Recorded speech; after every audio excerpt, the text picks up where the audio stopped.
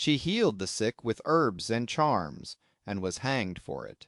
Her confession, recorded in 1582, is one of the earliest surviving witch trial documents in English history. Ursula Kemp lived in St. Osyth, a marshland village in Essex during the reign of Elizabeth I. She was poor and illiterate, a single mother from a laboring class that left no personal records.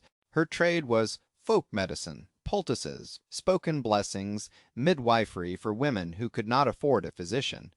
Under the Witchcraft Act of 1563, such practices were a capital felony.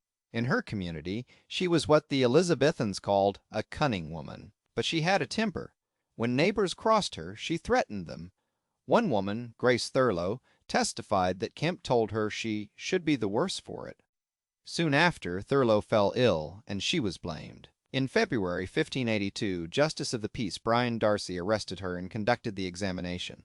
Under questioning, she confessed she had been a witch these 15 years.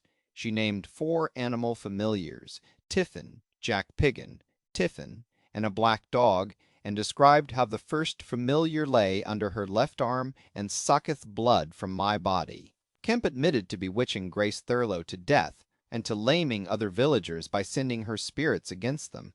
In March 1582 at the Chelmsford Assizes, Justice Finner found her guilty.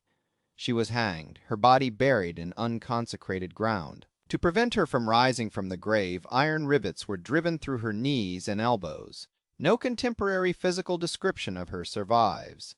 Nearly 340 years later, in 1921, gardeners at St. Osyth Priory uncovered a skeleton with iron rivets lodged in the joints. The remains were of a slight woman, about 5 feet tall, with arthritis worn into her spine and knees, the marks of a life of hard labor.